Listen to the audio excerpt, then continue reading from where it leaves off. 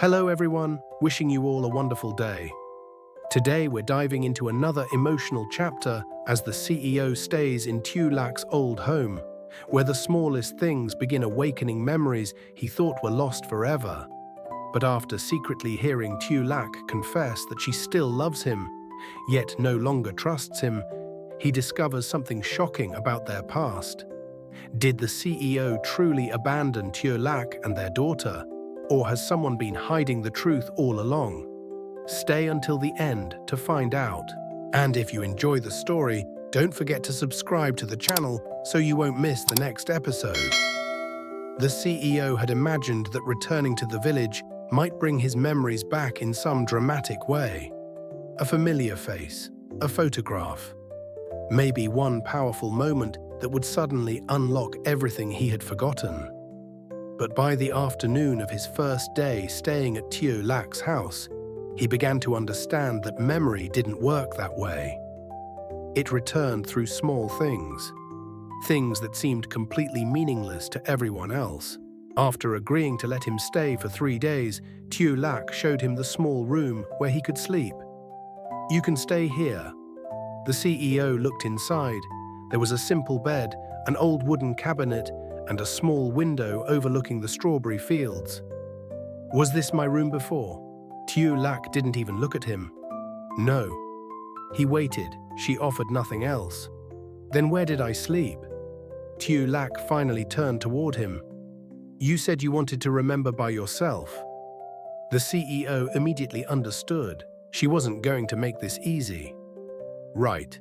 She placed clean sheets on the bed. "Dinner is at 7. If you're hungry before then, there's food in the kitchen." Then she walked away. The CEO watched her disappear down the hallway. They were living under the same roof again. But somehow she felt farther away than ever. Later, he walked through the house alone. Everything was simple. Old furniture, family photographs, children's drawings. Nothing looked extraordinary. And yet, every few steps, he felt something strange. Familiarity. He entered the kitchen and stopped beside a wooden chair. One of its legs looked slightly different from the others. He crouched down. There were small metal screws underneath. Without thinking, he ran his fingers across them. Suddenly, a thought appeared in his mind. This used to shake. The CEO froze. Why did he know that? He turned the chair over. A small piece of wood had been added underneath one leg. He touched it. Another image flashed through his mind. Tieu Lac sitting at the table, complaining. "This chair is going to kill someone one day." Then his own voice. "Give me 10 minutes." The memory disappeared. The CEO stood up quickly. His heart was beating faster. At that moment, Tieu Lac entered the kitchen. She stopped when she saw him holding the chair. "Did I repair this?" Tieu Lac's expression changed slightly, but only slightly. "You tell me." "I remembered something." She remained silent.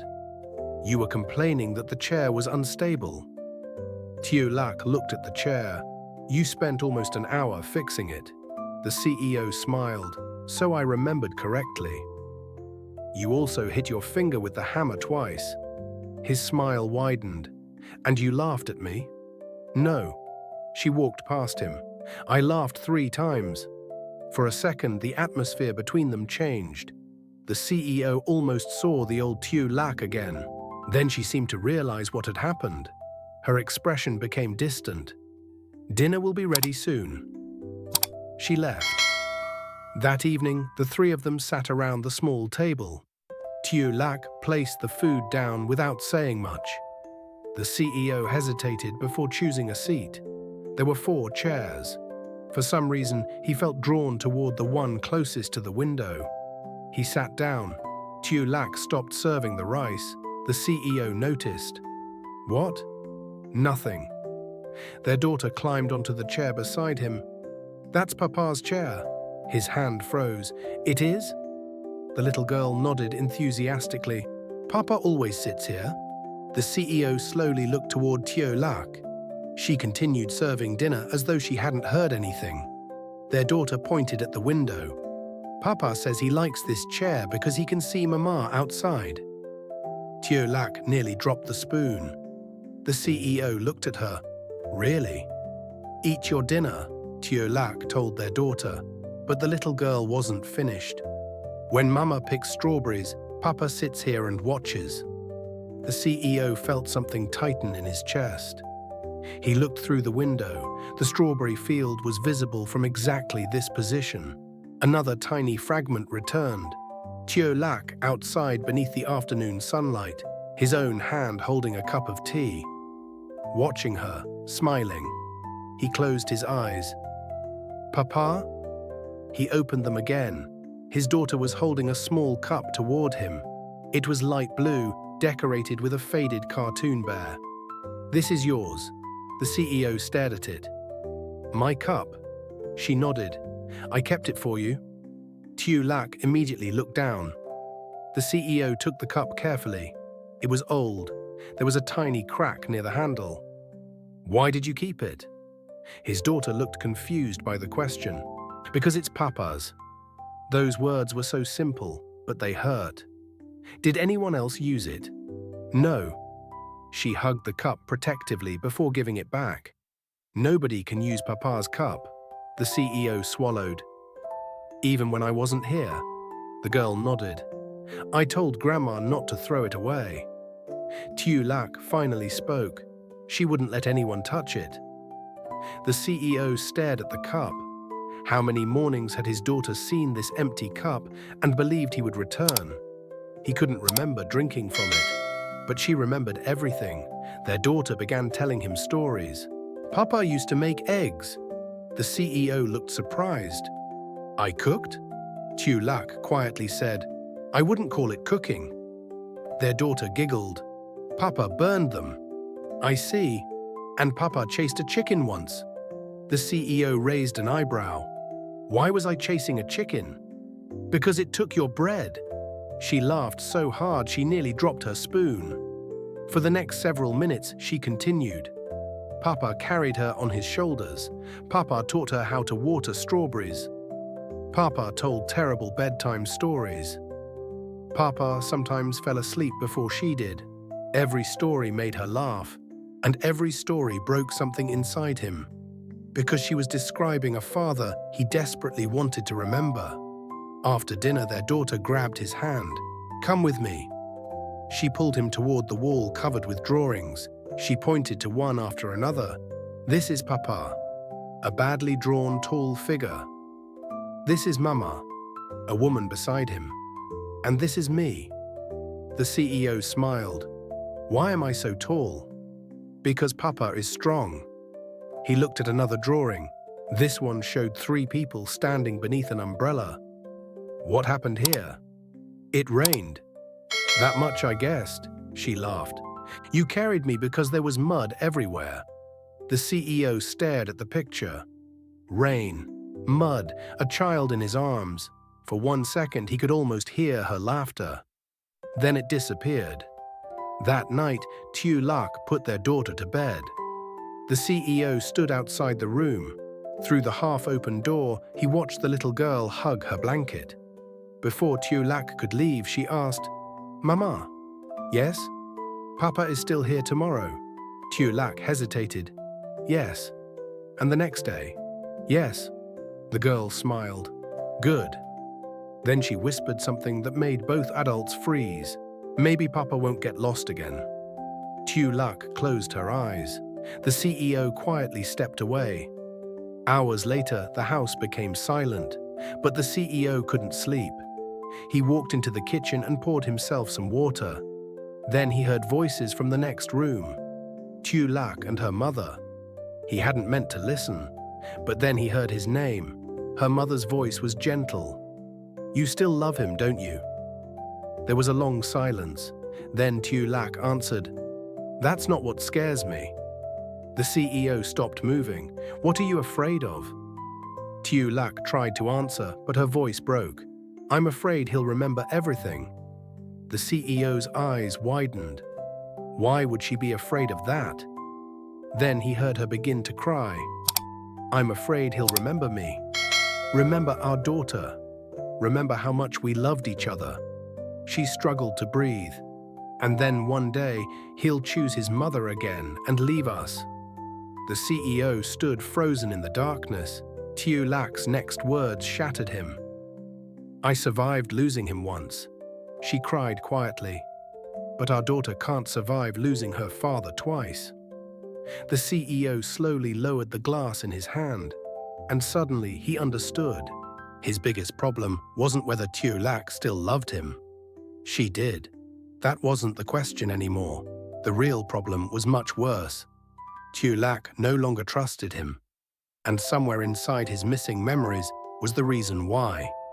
The CEO stood alone in the dark kitchen long after Tieu Lac and her mother had stopped talking. He didn't move. He barely breathed. Her words kept repeating inside his head. I survived losing him once. But our daughter can't survive losing her father twice. Until that moment, he had believed recovering his memory was the answer to everything. If he remembered Tieu Lac, maybe she would forgive him.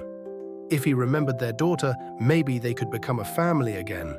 If he remembered the past, everything could return to the way it had been. But now he understood how naive that was. The problem wasn't only his memory, the problem was trust. And somehow, before losing his memories, he had already broken hers.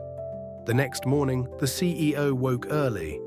When he entered the kitchen, Tieu Lac was preparing breakfast. She didn't look at him. Coffee? Yes. Without asking anything else, she reached for the old blue cup. Then she suddenly stopped. For a second, both of them stared at it. She quietly put it down and reached for another cup. The CEO noticed. Why did you change it? It's just a cup. No.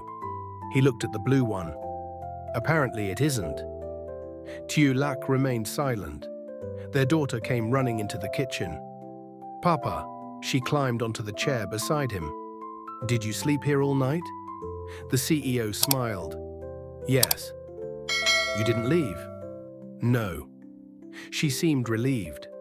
That reaction hurt more than he expected. She shouldn't have needed to check. But clearly there had been too many mornings when she had hoped to see him and hadn't. After breakfast, the little girl took him outside. She showed him everything: the strawberry fields, the old tree behind the house, a narrow path leading toward the river, and every place came with another story. Papa fell here once. I fell. You slipped, she laughed. Mama laughed too. The CEO looked toward Tieu Lac, who was working several meters away. Your mother seems to enjoy my suffering. Tieu Lac heard him. You were very dramatic. The little girl nodded. Papa said his leg was broken. It wasn't. You had a scratch. For the first time that morning, Tieu Lac smiled. Only briefly, but he saw it. And suddenly another memory appeared. The same smile, the same field, his arm around her waist, Tieu Lac pushing him away while laughing. Then another image, his phone ringing, his expression changing, his mother's voice. Come back immediately. The memory vanished. The CEO stopped walking. His daughter pulled his hand. Papa, I'm okay. But he wasn't. Something was beginning to form inside his mind. His mother. Why did she appear so often whenever memories of Tieu Lac returned? Later, while Tieu Lac worked, the CEO noticed an old wooden shelf beside the house. One side leaned slightly downward. He stared at it. Without thinking, he walked to a small storage box and opened it. Inside were several tools. His hand immediately reached for a screwdriver. Tieu Lac noticed. How did you know that was there? The CEO froze. He looked at the screwdriver in his hand. I don't know. Their eyes met. Then he looked at the shelf. I built this, didn't I? Tieu Lac hesitated. Yes. He smiled faintly, and apparently not very well. You insisted you didn't need help. That sounds like me. It does. For a moment, neither of them looked away. There was something familiar between them, something warm. Then the CEO remembered what he had heard the night before. His smile disappeared. Tieu Lac. She immediately became cautious. What? Did I leave you before? Her body stiffened. He saw the answer before she spoke. Why are you asking? Because I keep remembering my mother. Tieu Lac turned away. That's between you and her. No, I think it involved you. She picked up another basket. The CEO stepped closer. Did she make me choose? Tieu Lac stopped. Silence. Between my family and you. Still nothing. Tieu Lac. She finally turned around. I told you. I'm not going to rebuild your past for you. I'm not asking you to. Then what are you asking? He hesitated. For a chance. Her expression changed. A chance for what? To prove I'm not going to disappear again. Tieu Lac almost laughed. You've been here one day. I know. And you don't even remember what you're promising. I'm not promising anything. That surprised her. The CEO continued. I realized something last night. Tieu Lac's face suddenly became tense. He didn't tell her that he had heard her crying. I kept thinking that if I remembered everything, you might love me again. She looked away. But that's not the problem, is it? Her eyes returned to him. The problem is that you don't trust me. Tieu Lac said nothing. And that silence was his answer. The CEO nodded slowly. I understand. No, you don't. Then help me understand. Her voice became colder. Trust isn't something I can explain to you. He waited. It's something you destroyed. The words hurt, but this time he didn't defend himself. Tieu Lac looked surprised. I may not remember doing it, he said, but I can see what it did to you. He glanced toward their daughter, who was playing nearby. And to her. Tieu Lac's expression softened. Just slightly. That evening, their daughter insisted the CEO tell her a bedtime story. I don't know any. You do. I've forgotten them. She thought for a moment. Tell the rabbit story. What rabbit story? The rabbit who couldn't find home. The CEO froze. Something about those words felt painfully familiar. He sat beside her bed. Okay. There was once a rabbit. No, she laughed. Papa always says, a long, long time ago. The CEO smiled. A long, long time ago, there was a rabbit who got lost. As he continued, strange fragments appeared. Not complete memories, feelings. The sound of rain outside, his daughter lying against his chest. Tieu Lac standing at the doorway. Home. For the first time, he understood that perhaps memory wasn't only stored in the mind. Maybe some of it remained in the heart. After their daughter fell asleep, the CEO stepped outside. Tieu Lac was sitting alone near the doorway. He sat several feet away, not too close. They stayed silent for a long time. Finally, he spoke. I don't know what I chose before. Tieu Lac looked at him. I don't know what my mother said to me. I don't know why I left, and I don't know how badly I hurt you. She remained silent. But I know something now. What? He looked toward the room where their daughter was sleeping. I don't want her asking every morning whether I'm still here. Tieu Lac's eyes immediately filled with emotion. The CEO didn't move closer. He didn't touch her. He simply said, I know 3 days won't make you trust me again. No. Then I won't ask you to. Tieu Lac looked at him. For the first time, he wasn't demanding answers. He wasn't asking for forgiveness. He wasn't asking whether she still loved him. He was simply staying. Suddenly, his phone vibrated. The CEO looked at the screen. His mother. Tieu Lac saw the name. Her expression changed instantly. The CEO noticed, and now he understood why. The phone continued ringing. Tieu Lac stood. You should answer. She walked inside. The CEO stared at the screen for several seconds before finally accepting the call. Where are you? His mother's voice was sharp. In the village. You need to come home immediately. Why? Something happened at the company. The CEO's expression became serious. What happened? Come back and I'll explain. He looked through the window. Inside, Tieu Lac was sitting beside their sleeping daughter. The exact choice she feared was already standing in front of him. His mother. Or them. Then another memory exploded inside his mind. His mother standing in an office, Tieu Lac crying, and his own voice shouting, "If I have to choose." The memory stopped. The CEO grabbed his head. "Hello? Are you listening?" His mother's voice sounded distant. He closed his eyes. One final fragment returned. His own voice, clearer this time. "I'll protect Tieu Lac." The CEO slowly opened his eyes. If that memory was real, then something didn't make sense. Tieu Lac believed he had chosen his mother and abandoned them. But his memory suggested the exact opposite, which meant someone had changed the truth. And for the first time, the CEO began to wonder whether he had really abandoned Tieu Lac at all.